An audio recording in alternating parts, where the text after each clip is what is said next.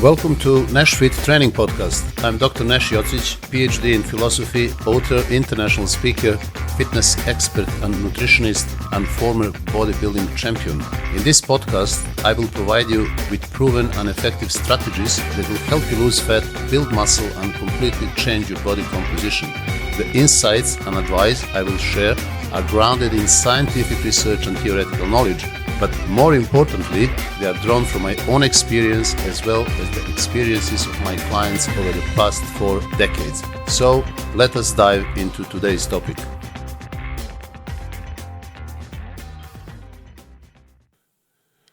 Hello, welcome to my YouTube channel, welcome back, and also welcome to my podcast. As you may have found out actually that this video podcast, so you will be able also to listen to my podcast, not necessarily being in front of your PC, but also you can listen to this video podcast on your phone when you're in the bus or in the car, on the tube, wherever. So since I get quite a few messages and I like to respond to people who are actually requesting me to cover particular topics, I decided that this time we will cover the topic of optimal number of reps for muscle growth. So, as you all know, people are constantly debating, is it better for muscle growth to perform 6 to 8 reps, or maybe 10 to 12, or maybe 12 to 20? And every camp is pretending to be the right one. Every camp is pretending to be the absolute one. You are probably witnessing that on YouTube, that when people talk about it, so-called experts, they try to give you an advice which is an absolute one, probably coming from God or them, of course, because they know that what they say work and it has to work for everyone. Now, the truth is a little bit different, and reality is very much on that side. So I have to give you a good news, actually, that a lower number of reps also work very well for muscle hypertrophy, as well as higher number of reps. So what are we to make out of it? How do we decide what works for me, what works for you, what works for that guy or another guy? The only way to get there is to consider reality as an objective and try to see and research what have the best bodybuilders in the past done, what number of reps most of the top professional bodybuilders have been doing since 70s, and why I said that lower number of reps as well as the higher number of reps can cause great enhancement in muscle mass. So I have also trained with people, top bodybuilders around the globe, who were performing a lower number of reps and achieving tremendous results. And also trained with people like, for example, Serge Nubret, who was known to use anywhere from 12 to 20 reps. And you know what kind of results and what kind of muscular development Serge Nubret has achieved. And there is quite a perplexing issue. While Nubret was doing 12 to 20 reps, for example, Brian Buchanan, a friend of mine who I used to train with, another top professional bodybuilder, was using exclusively 7-8 reps per set for everything, either biceps or laterals or shoulder press or bench press, bent over rowing. So Brian was always on that lower side. And Brian Buchanan was also one of the extremely developed physiques. He had such muscle bellies and muscle size that, one would only have to train with him, be with him, look at him to understand how tremendous size he has achieved doing that low number of reps. Now the question is, how is that possible? How can somebody do low number of reps and progress, to that level, and then somebody else is doing completely opposite, double, maybe even more than double number of reps, and again achieving the same great results. So there are a few reasons for that. All right, I will try to explain to you why and how lower number of reps, let's say anywhere from 5, 6 to 8, cause tremendous muscle growth. And I will also explain to you why a higher number of reps, between, let's say, 12 to 20, even more than 20, can cause also significant hypertrophy. Now, as I mentioned in one of the previous videos, there are two types of growth, actually. The first type of growth that I'm going to mention is called myofibrillar growth. And that type of growth stimulates not just the increase, but also the number of myofibrils. So myofibrils are contractile units composed of filaments which are actin and myosin. So you can see it's a very complicated structure. You can see on the image. And so to develop this myofibrillar growth, one has to perform a very, very high intensity, relatively lower number of reps, let's say anywhere from 5 to 8, which will be considered really minimum for bodybuilding. Not necessarily, I'm not interested in other sports. I'm talking about bodybuilding because I want you not just to get big, but also to be safe. This is why I personally never go less than 6 reps, and I don't advise anybody to do that. And this myofibrillar growth, when it happens, will deliver a very dense and hard-looking physique. So the size may be sometimes less dramatic with myofibrillar growth than compared to sarcoplasmic growth, but it's clearly caused by performing high intensity, relatively lower number of reps. Now there is another type of growth which is called sarcoplasmic growth. So sarcoplasm is the intercellular fluid that surrounds myofibrils. So myofibrillar growth is different, but sarcoplasmic growth will be is actually happening between the myofibrils, and this is that fluid that actually surrounds these myofibrils as contractile units of the muscle.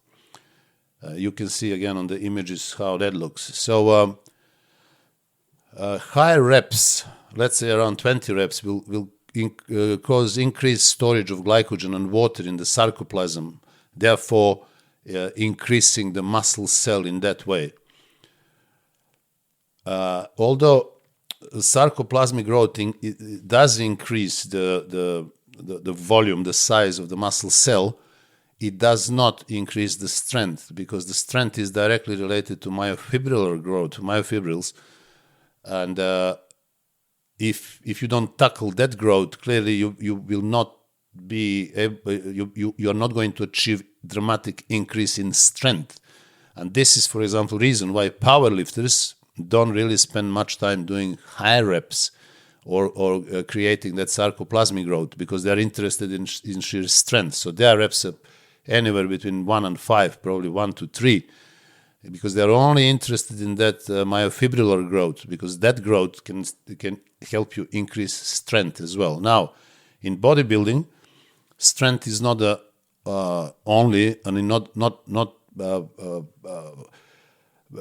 main target, is not the primary goal that we are trying to achieve, but also muscle growth. So you have two types of growth, as you, I hope you realize. So myofibrillar, lower reps, sarcoplasmic, higher reps.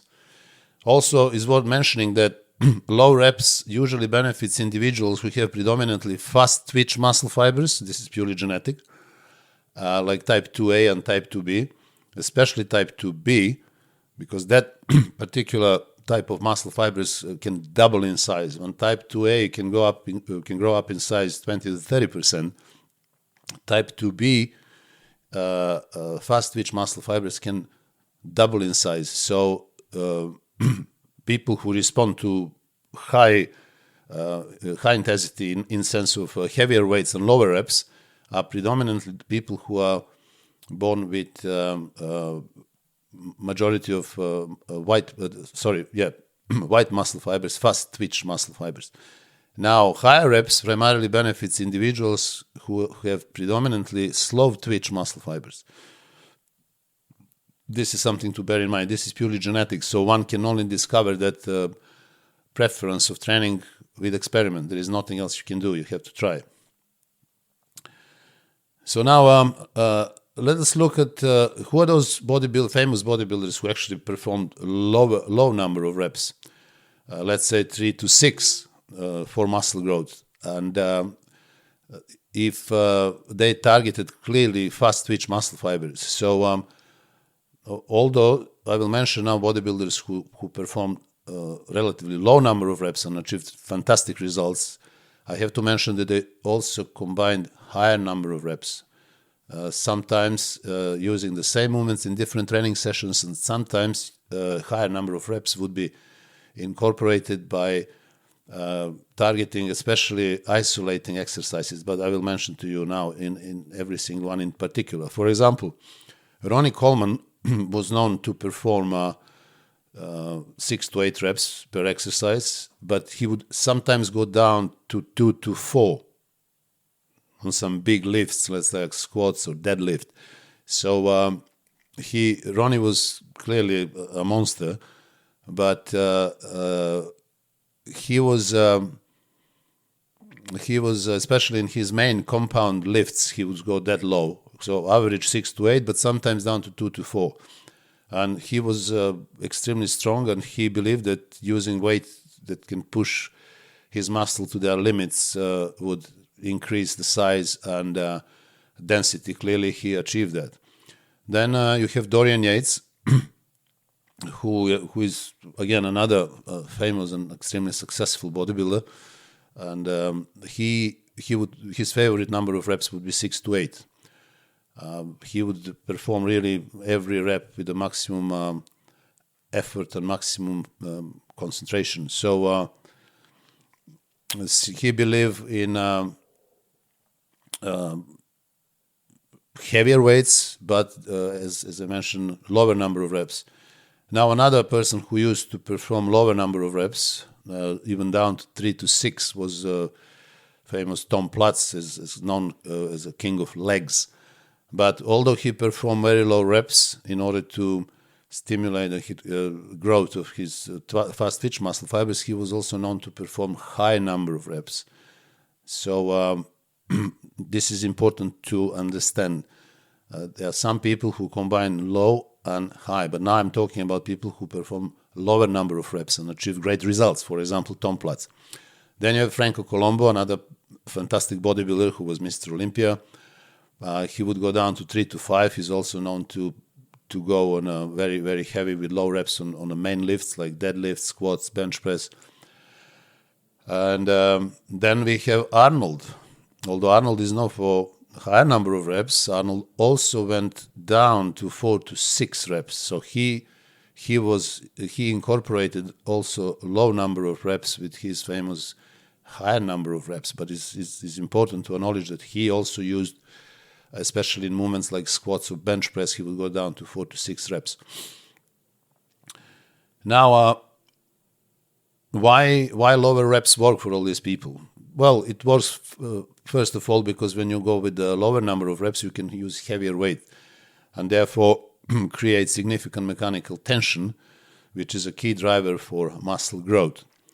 Also, when you perform this lower number of reps with heavier weights, you build the strength foundation. So you become stronger, therefore you can perform your higher reps with heavier weights. So that's a good point as well. And also a lower number of reps with heavier weights, as I mentioned, they target fast twitch muscle fibers, and they are the greatest potential for growth. So they are primarily activated by heavy, low rep training.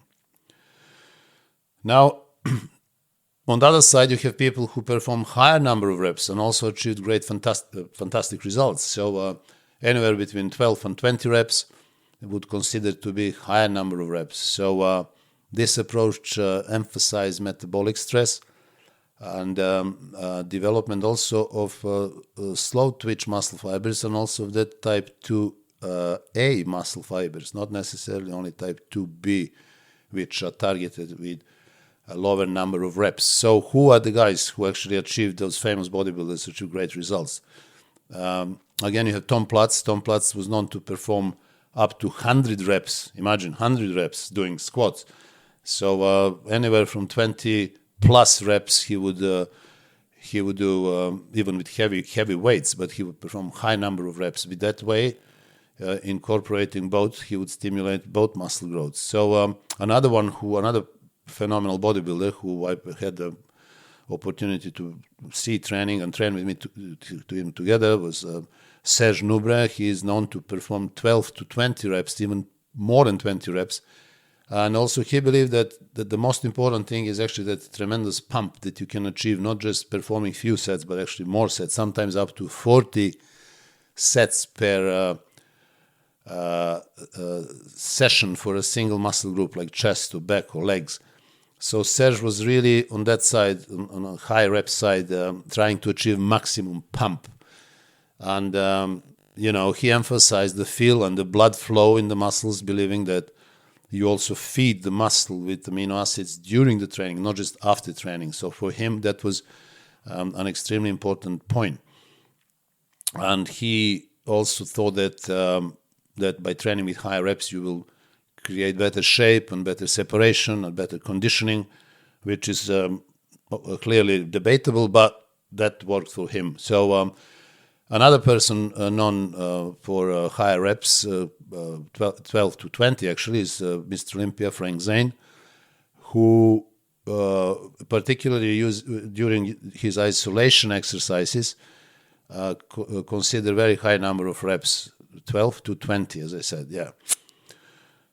Then another one who was a famous Mr. Olympia, one of the best, Lee Haney, often used high number of reps, like 15 to 20, as for accessory and isolation exercises, like, for example, lateral raises, leg extensions, and he thought that by performing this high number of reps, he would achieve enhanced muscle quality and endurance. So although Lee Haney used also lower number of reps, he was known to do quite high number of reps in lots of those isolation exercises. Another famous bodybuilder with a phenomenal physique, Flex Wheeler, often performed rep range between 15 to 20, and he believed that by doing that, he achieved that famous, iconic, polished look. Not only that he was perfectly defined, that he had fantastic symmetry and proportions, but also the size was phenomenal.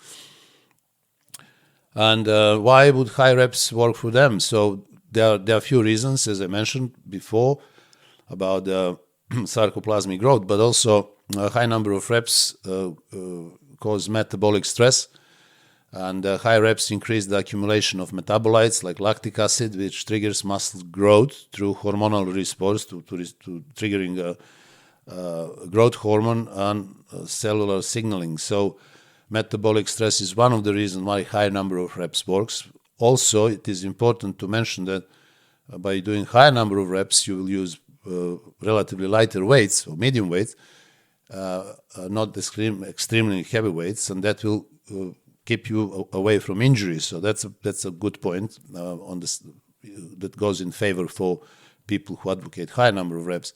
Then you have pump and blood flow. Many bodybuilders associated high rep training with pump, which they believe contributed to muscle growth and also vascularity. Now, as I mentioned, while high rep training was effective for those bodybuilders, don't forget that they combined both low reps and also higher reps. Now, regarding my own experience, I always trained with my preferable range was between 8 and 12. I would go down to 6 only in few movements. For example, doing squats, bench press, and bent over rowing, maybe shoulder press as well. And that would be it. Only 4 or 5 movements I would go down to 6. But most of the time, 8 was my lowest number of rep, and I wouldn't go more than 12 in upper body muscles.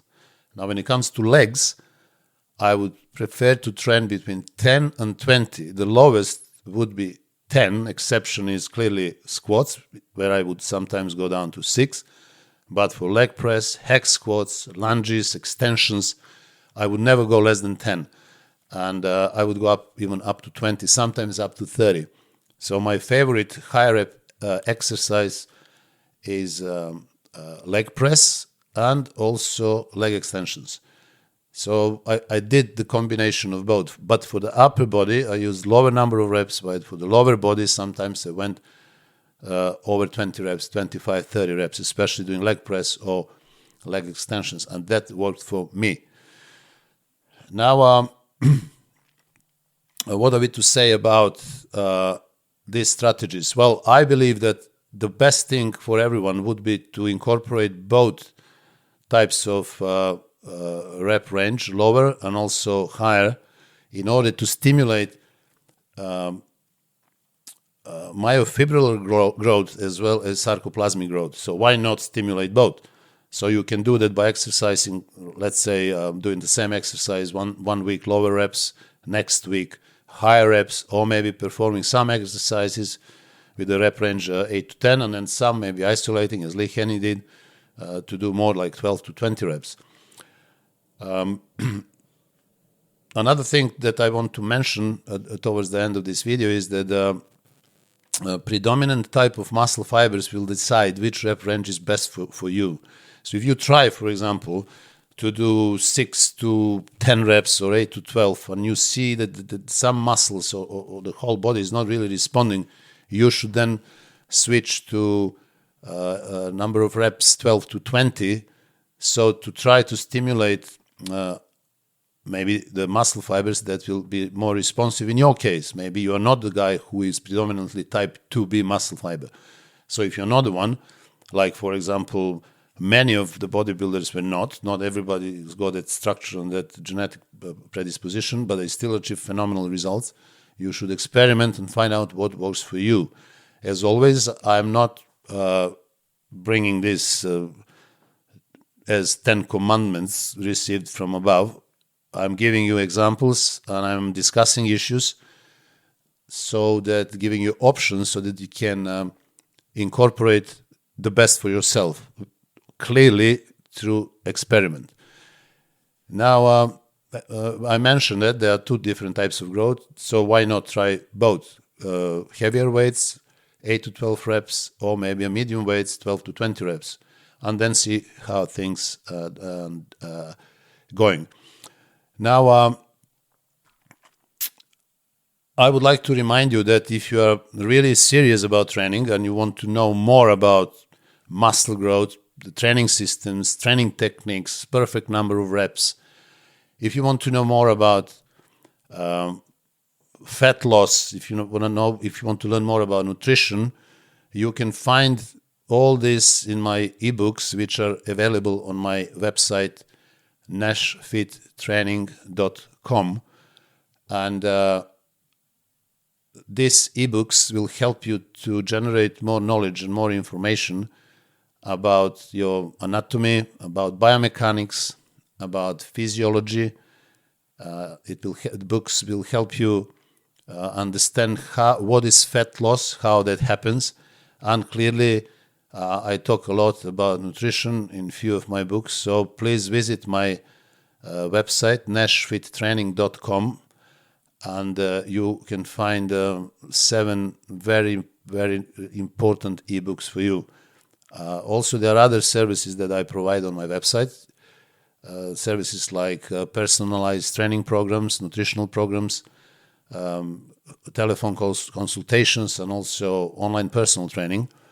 And if anything of that is of your interest, then please get in touch and we can find the best solution for you.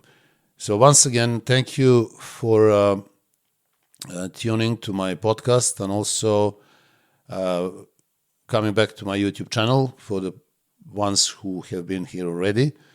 And for the people who are new, thank you very much for coming as well. And if you like this video, please subscribe to my channel, and also send me your comments on the podcast and YouTube channel as well, because your comments are very valuable, and they actually help us discuss issues and help others to improve, and they're very important for our community. So once again, thank you very much, and I will see you soon in the new video podcast.